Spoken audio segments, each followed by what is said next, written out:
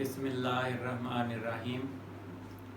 Today we are going to discuss the mechanism of sound propagation. कि sound किस तरीके से एक मकाम से दूसरे मकाम तक ट्रैवल करती है, सफ़र करती है, जो हमारी आवाज़ है किस तरीके से किस मैकेनिज़्म के तहत ये एक मकाम से, अब जैसे मैं बोल रहा हूँ, ये आपके कानों तक कैसे पहुँचती है। ठीक है, मीडियम की ज़रूरत है, तो मीडियम के अंदर वो कौन सा मैकेनिज़्म है। हमें पता है कि साउंड जी पैदा की जा सकती है with help of vibrating body, वो आपने पहले पढ़ लिया। No vibration no sound, and then आपने कहा था मीडियम इज़ नेसेसरी, कि मीडियम ज़रूरी है, कि मीडियम के बगैर ये एक जगह से दूसरी जगह नहीं जा सकती। क्यों? क्योंकि ये मैकेनिकल वेव्स हैं और मैकेनिकल वेव्स को मीडियम चाहिए, इलेक्ट्रोमैग्नेटिक वेव्स को नहीं चाहिए। जैसे लाइट वेव्स हैं, वो सूरज से आप तक पहुंचती हैं, उनको किसी वास्ते की, किसी मीडियम की ज़रूरत नहीं है, अलबत्ता इनको मीडियम की ज़रूरत पड़ती है। तो आज वो हम मैकेनिज्म डिस्कस करने जा रहे हैं जिसके ज़रिए साउंड एक मकाम से दूसरे मकाम तक पहुंचती है और जिसकी मदद से हम डिक्लेयर करेंगे कि साउंड लॉन्गिट्यूडनल वेव्स हैं। आपकी बुक में ये लिखा हुआ है कि साउंड आर लॉन्गिट्यूडनल वेव्स, तो लास्ट में जाकर मैं कंक्लूड करूंगा कि sound waves are longitudinal waves. तो वो मैकेनिज्म कौन सा है? वो मैकेनिज्म समझने के लिए हम ट्यूनिंग फोर्क की वाइब्रेशन को सामने रखते हैं जी। To understand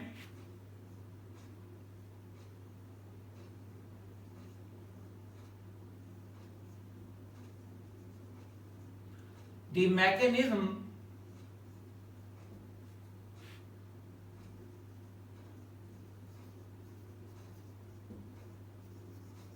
of sound propagation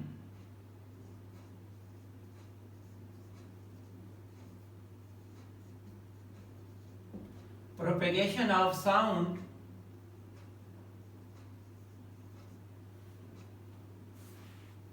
we take the example of जी। तो हम सामने किस चीज को रख रहे हैं? हम सामने रख रहे हैं ट्यूनिंग फोर्क की वाइब्रेशन को जी। तो हम we take the example of vibration of tuning fork।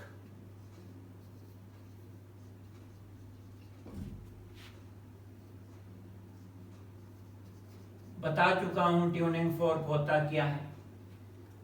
एक डिवाइस होता है जो कि हम फिजिक्स लैब में जी वेव्स पैदा करने के लिए इस्तेमाल करते हैं। जब आप इसको किसी रबर पैड या रबर हैमर के अगेंस्ट इसको हिट करते हैं तो इस और फिर कान के करीब लाते हैं किसी एक प्रॉन्ग को, ये उसके दो प्रॉन्ग्स कहलाते हैं, और जहाँ से आप पकड़ते हैं ये स्टेम कहलाता है इसका।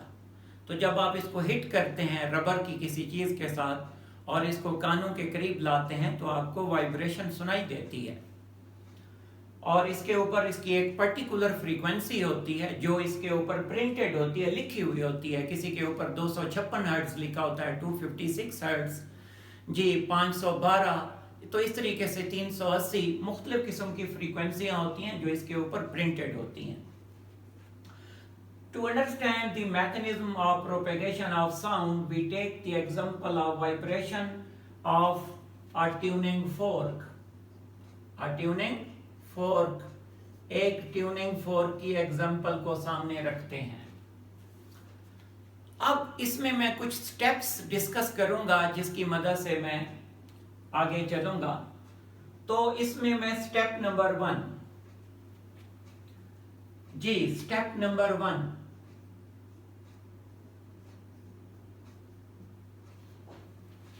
when the tuning fork is normal position, जब ट्यूनिंग फोर्क नॉर्मल हालत में है, वाइब्रेशन नहीं कर रहा, उस वक्त इसके सामने जो एयर है, यकीनी बात है इस वक्त जो आपके सामने एयर है, मेरे सामने एयर है, तो वो एक नॉर्मल हालत में मौजूद है ना, यानी कि इसका प्रॉन्ग आगे जा रहा है कि उसको कंप्रेस करे।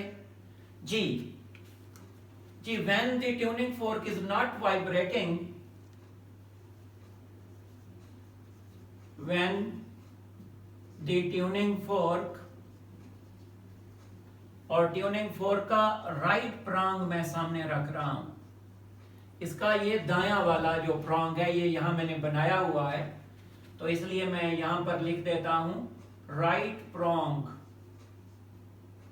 उसका दायां वाला जो प्रॉन्ग है। when the tuning fork is not vibrating, not oscillating, not vibrating, what happens then? The air particles, the air molecules adjacent to this prong are in normal position. तो ना तो हवा का ज्यादा कोई दबाव उन पर आएगा और ना हवा की कोई दबाव की कोई कमी आएगी। When the tuning fork is not vibrating, then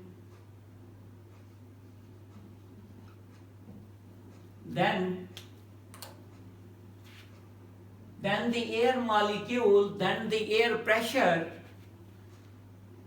then air particles,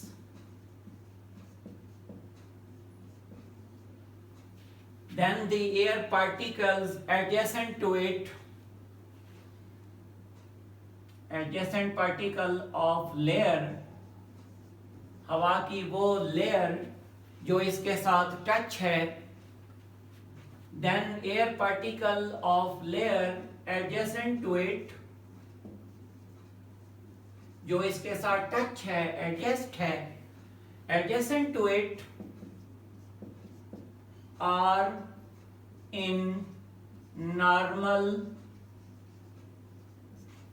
position, normal situation, तो नॉर्मल पोजीशन में वो होंगे। जी,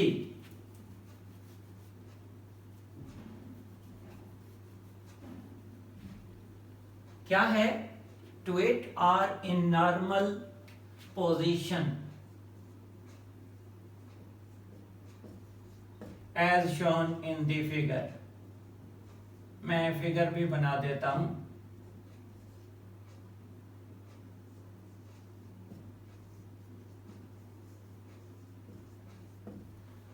कि जो एयर पार्टिकल्स हैं वो ऐसे एक जैसा उनका स्पेस है, ये एयर पार्टिकल्स जा रहे हैं, यानी कि सब इक्वली स्पेस्ड हैं। क्या है? इक्वली स्पेस्ड हैं, एक जैसा फासला है। नॉर्मल हालत में एयर पार्टिकल्स खड़े हुए हैं। अब क्या होता है? स्टेप नंबर 2 में मैं आता हूं कि व्हेन दिस राइट प्रॉन्ग, जी क्या होता है, moves toward, oscillate toward right and reaches at point A. तो जब ये प्रॉन्ग आगे की तरफ जाएगा, ये क्या करेगा? अपने सामने वाली लेयर को कंप्रेस कर देगा, दबा देगा, और एयर पार्टिकल्स करीब करीब आ जाएंगे, वहां एयर की डेंसिटी ज्यादा हो जाएगी। तो स्टेप नंबर 2 की तरफ बढ़ता हूं। Step number 2,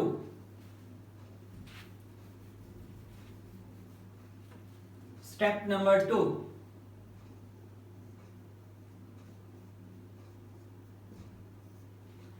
when the air particles, when the right prong moves to point A,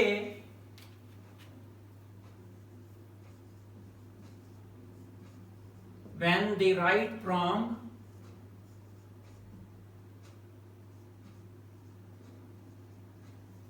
जब इसका ये वाला राइट prong ये है, when the right prong of tuning fork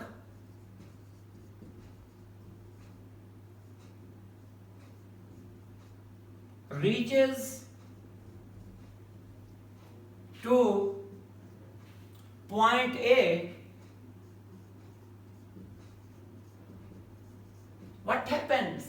ये कंप्रेस कर देगा, एयर के पार्टिकल्स को करीब कर देगा, कंप्रेशन की तरफ चले जाएंगे। एयर जो इसके सामने होगी वो उसको दबा देगी, ये प्रोंग उसको दबा देगा, तो नतीजे के तौर पर एयर पार्टिकल एक दूसरे के करीब आना शुरू हो जाएंगे। जी, when the right prong of tuning fork reaches to point A, it क्या करेगा?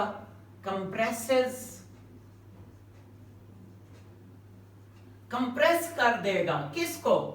एयर पार्टिकल्स को। It compresses the air particles.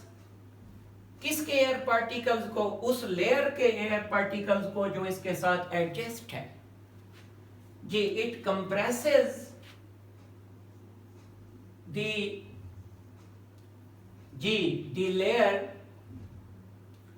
Ji, it compresses the layer of air adjacent to it, जो इसके साथ मिली हुई है। जी, तो उसको क्या कर देगा? कंप्रेस कर देगा। तो कंप्रेशन के नतीजे में एयर पार्टिकल करीब करीब आ जाएंगे। पहले इक्वली स्पेस्ड थे, तो अब क्या होगा? As shown in the figure, मैं थोड़ा सा फिगर बाद में बनाता हूं। Thus a compression is shifted in the adjacent layer.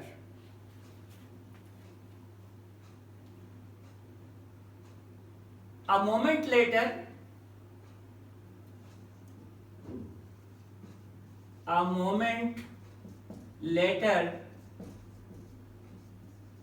this compression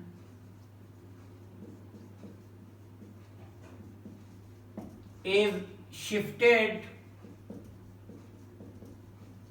in the layer next to it। पहले तो शिफ्ट हुआ था पहली लेयर में जो एडजेसेंट थी, उसके बाद नेक्स्ट में, और उसके बाद नेक्स्ट में, एंड सो ऑन। और मैं इसकी फिगर भी आपको बनाकर समझाता हूं।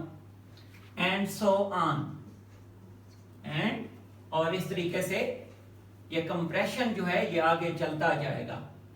And so on, and so on, और इस तरीके से यह सिलसिला जारी रहेगा। जी, तो as shown in the figure, as shown in the figure. अब मैं बनाने जा रहा हूं इसके फिगर को कि सबसे पहले जो कंप्रेशन है वो कहां आया? पहली लेयर में। ये कंप्रेशन में बना रहा हूं, आप देखिएगा एयर पार्टिकल इंतहाई करीब करीब आ रहे हैं। ये देखें, ये एयर पार्टिकल कंप्रेशन जो है मैं ये ब्लू मार्कर से बना रहा हूं। ये कंप्रेशन है और बाद में नॉर्मल लेयर है। ये देखेंगे, ये फिर नॉर्मल लेयर शुरू हो जाएगी। ये फिर नॉर्मल है। तो ये पहला जो है ये क्या है? कंप्रेशन है। ये कंप्रेशन मैं लिख भी देता हूं। तो ये कंप्रेशन जो है जी, तो पहली लेयर में कंप्रेशन, फिर दूसरे स्टेप में ये कंप्रेशन कहां शिफ्ट हो जाएगा? नेक्स्ट में। उसको भी मैं बना देता हूं कि ये नॉर्मल लेयर है। देखें, ये नॉर्मल है, ये नॉर्मल है, और कंप्रेशन शिफ्ट हो रहा है नेक्स्ट की जानिब। यहां देखें कंप्रेशन आ जाएगा। फिर ये कंप्रेशन, जी कंप्रेशन मैंने ब्लू मार्कर से बनाया हुआ है। ये नेक्स्ट लेयर में, पहले फर्स्ट लेयर में आया, फिर नेक्स्ट लेयर में, और फिर उसके बाद नेक्स्ट। फिर आप इसको नॉर्मल बना दें। तो अब कंप्रेशन पहले यहां था, अब कंप्रेशन यहां शिफ्ट हो गया, नेक्स्ट स्टेप में उससे आगे चला जाएगा और सो ऑन और आगे चलता जाएगा। मैं फिर यहां लिख देता हूं कंप्रेशन।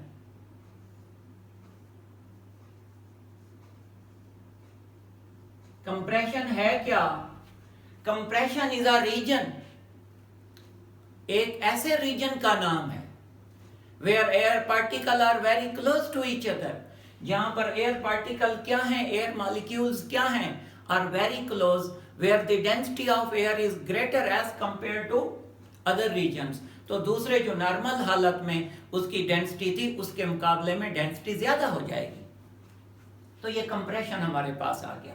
तो इस तरीके से कंप्रेशन जी पहले layer, next layer, next layer और इस तरीके से आगे की तरफ चलता जाएगा। तो कंप्रेशन है क्या, जरा बताइए मुझे। Region where the air particles are very close to each other, जहां पर हवा के जो पार्टिकल्स हैं वो एक दूसरे के करीब हैं बनिस्बत दूसरे रीजन्स के। अब मैं स्टेप नंबर 3 की तरफ बढ़ता हूं। जी देखिए step number 3,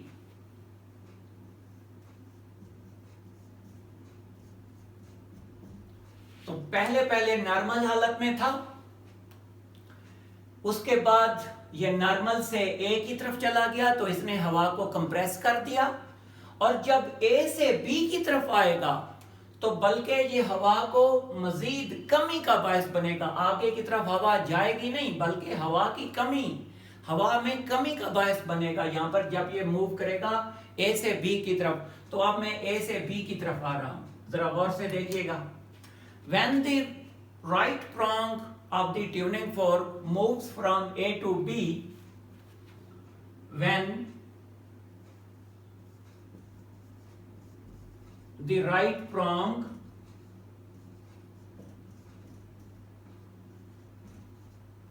moves from A to B, ओ से होते हुए, यकीनी बात है जब आप ए से बी की तरफ आएंगे तो आप ओ से होकर आएंगे, वाया ओ। यानी आप लिखना चाहते हैं तो लिख सकते हैं कि कौन से रास्ते से आएंगे, वाया ओ के रास्ते से आप आएंगे। तो when the right prong moves from A to B, then there occurs a decrease in the air pressure, air pressure में कमी वाक़ हो जाएगी, नोन एज रेयरफेक्शन। पहले आप एयर की दबाव ज्यादती को कंप्रेशन कह रहे थे, और जब हवा की कमी हो जाएगी, एयर प्रेशर रिड्यूस हो जाएगा, एयर पार्टिकल्स फार अपार्ट हो जाएंगे, पहले जितने नॉर्मल हालत में थे उससे भी यानी कि उनका फासला बढ़ जाएगा। When the right prong moves from A to B, G or decrease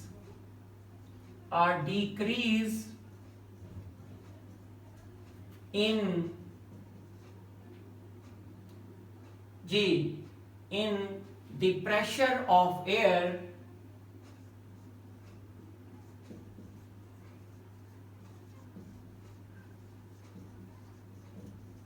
will occur, कहां ये होगा, किस लेयर में होगा ये डिक्रीज इन प्रेशर, जो टच है, एडजेसेंट लेयर है, जो इसके साथ कंप्रेशन भी शिफ्ट हुआ था एडजेसेंट लेयर में और वो आगे की तरफ चला गया। अब कमी भी शिफ्ट होगी कहां, जो उसके साथ टच है, एडजेसेंट लेयर है उसमें। अगर in the layer adjacent to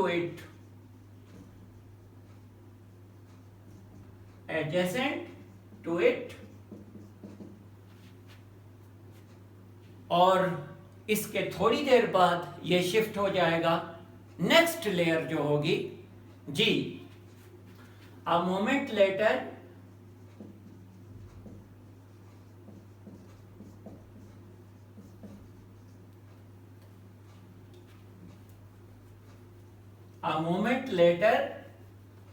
थोड़े से देर के बाद this जी रिडक्शन ऑफ एयर प्रेशर, जिसको आप रेयरफेक्शन भी कह सकते हैं जी, दिस रेयरफेक्शन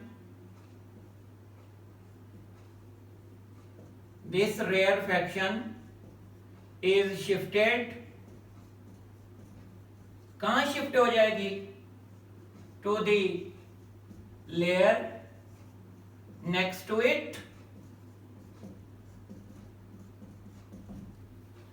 एडजेसेंट लेयर से नेक्स्ट लेयर में ये रिडक्शन हो जाएगी, reduction of air pressure shift हो जाएगी as shown in the figure,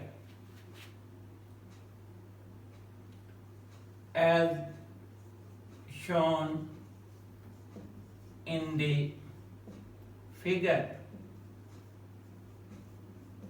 देखें फिगर में बनाता हूं। अब नॉर्मल हालात से भी दूर दूर रेयरफेक्शन, हवा की कमी का मतलब है एयर पार्टिकल दूर दूर चले गए हैं। एयर पार्टिकल जैसे नॉर्मल हालत में थे, तो ये देखें, ये इतना दूर, ये उससे इतना दूर, ये देखें दूर, तो ये रेयरफेक्शन है और फिर नॉर्मल शुरू हो जाएगा। ये नॉर्मल लेयर है, ये नॉर्मल है।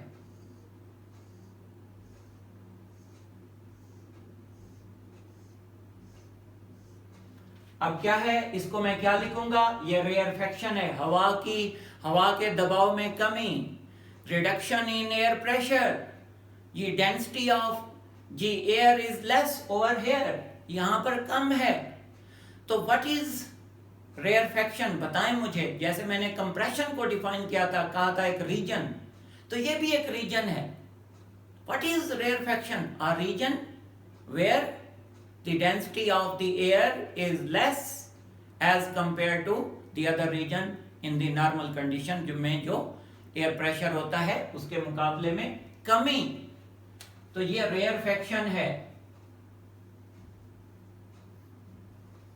What is rarefaction? A region where the density of air is less, where air pressure is less as compared to the other region in normal condition.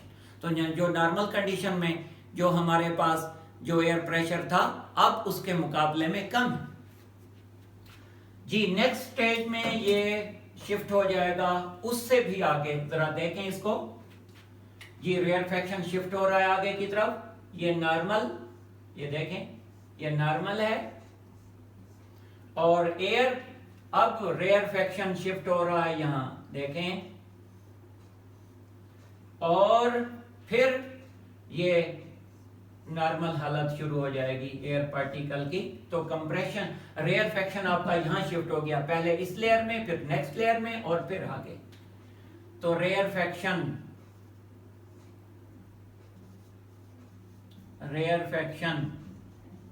What is rarefaction, a region where air particles are far apart, एक दूसरे से दूर हैं, और compression में air particle एक दूसरे के करीब होते हैं।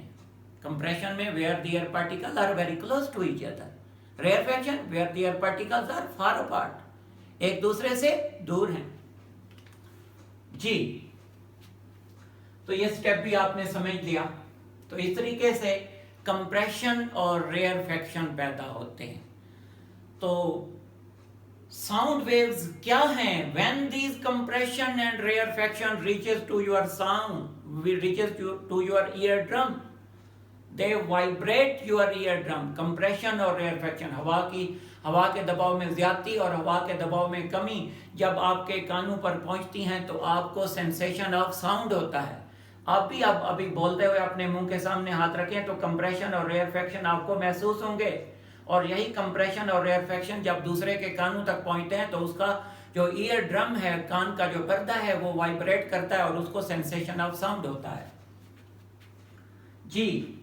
अब हमारे पास स्टेप नंबर जी 4 है। Step number 4, When these compressions train है, ये रेलगाड़ी है, कंप्रेशन एक नहीं, वो बार बार कंप्रेशन पैदा कर रहा है और आगे की तरफ जा रहे हैं, वो बार बार रेयरफेक्शन पैदा कर रहा है और वो आगे की तरफ जा रहे हैं। तो when these wave trains, when these trains of compressions and rarefactions के एक नहीं है, ये पूरी ट्रेन है, किसकी? कंप्रेशन की भी और रेयरफेक्शन की। तो when these trains of compression, wave trains of compression and rarefaction, when these wave trains of compressions and rarefactions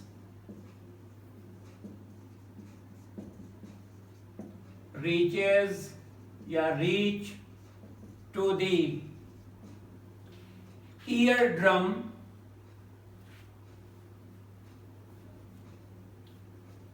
of a listener, reach to the eardrum of a listener,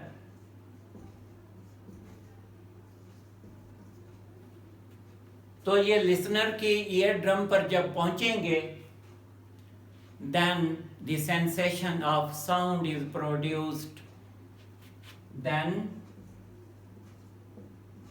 the sensation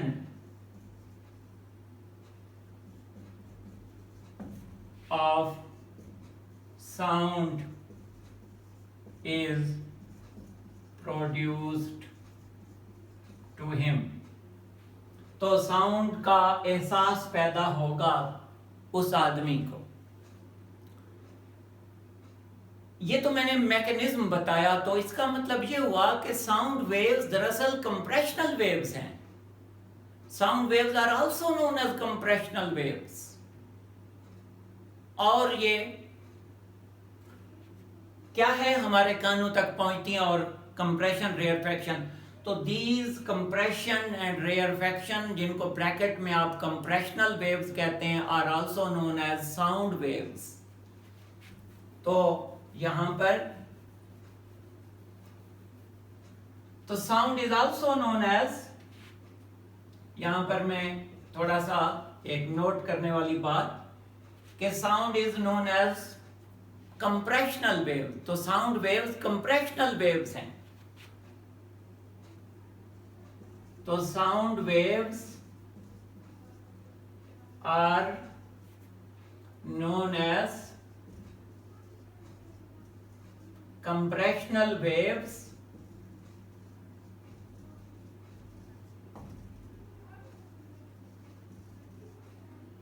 consisting of compressions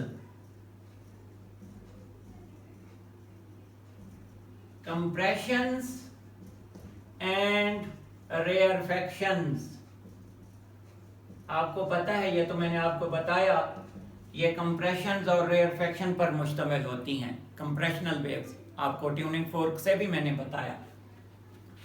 अच्छा, अब मैं ये कहने जा रहा हूं आपको कि how you can say that sound waves are longitudinal waves. तो मैं यहां छोटा सा जी साउंड वेव्स are longitudinal।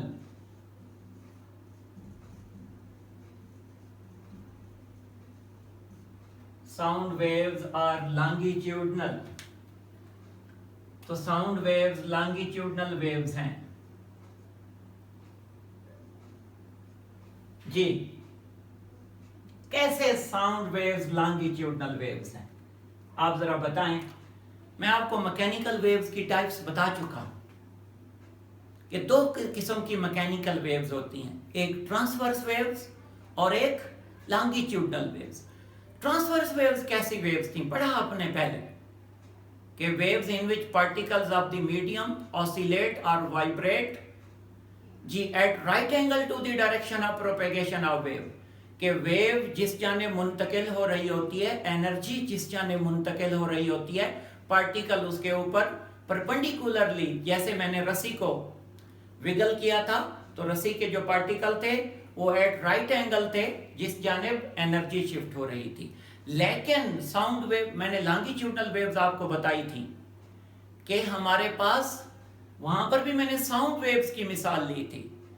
क्या है कि यहां पर कंप्रेशन भी इस ऐसे ही मूव कर रहा है, कंप्रेशन भी इस जानिब जा रहे हैं, रेयरफेक्शन भी, एयर पार्टिकल क्या करते हैं आगे पीछे, और एनर्जी भी उसी जानिब मुंतकिल हो रही है जी। Direction of propagation of wave भी उसी जानिब है।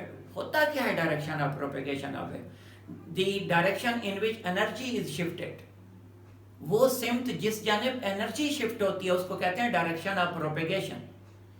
तो आपने देखा, since the vibration and the oscillation of air particle is along the direction, जिस जानिब एनर्जी शिफ्ट हो रही है उसी जानिब एयर पार्टिकल भी वाइब्रेट कर रहे हैं, यानी कि कंप्रेशन भी उसी जानिब, रेयरफेक्शन भी उसी जानिब। यानी कि अगर रेयरफेक्शन पीछे, यानी कि अगर पार्टिकल आते हैं तो ये भी उसी की सिम्त में है, चाहे एंटी पैरेलल ही क्यों ना हो जाए।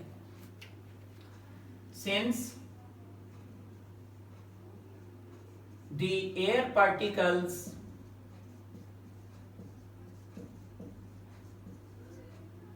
move along the direction of propagation of sound waves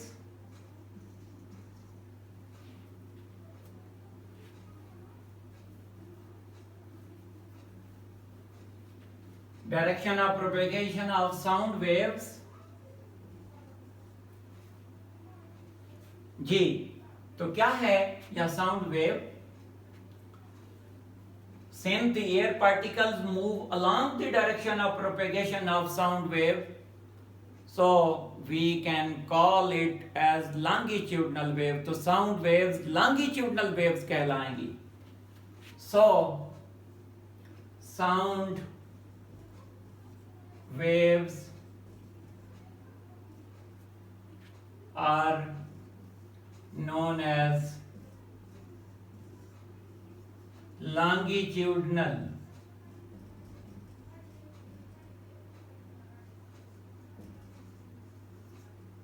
longitudinal waves। मैं थोड़ा सा बना भी देता हूं कि आपके जो एयर पार्टिकल्स हैं, आपके जो कंप्रेशन और रेयरफेक्शंस हैं, वो किस जानिब मूव करते हैं। ये देखें, आपके एयर पार्टिकल की मोशन ये है, मोशन ऑफ एयर मॉलिक्यूल्स या पार्टिकल्स, और डायरेक्शन ऑफ प्रोपेगेशन क्या है? ये डायरेक्शन ऑफ प्रोपेगेशन है, डायरेक्शन ऑफ एनर्जी इस जाने मुंतकिल हो रही है, पार्टिकल भी उसी जाने मूव कर रहे हैं, कंप्रेशन रेयरफेक्शन उसी जाने मूव कर रहे हैं, एनर्जी भी उसी जानिब जा रही है।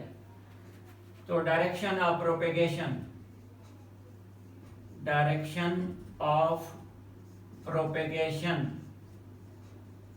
ये डायरेक्शन ऑफ प्रोपेगेशन भी है, एक ही है, पैरेलल हैं, अलोंग हैं। हाँ, अगर रस्सी की तरह, यानी कि अगर रस्सी की ये एग्जांपल जो हमने ली थी, पार्टिकल्स ऊपर नीचे मूव करते थे और ये डायरेक्शन ऑफ प्रोपेगेशन ये थी, तो वो तो हमारे पास ट्रांसवर्स वेव्स कहलाती थी।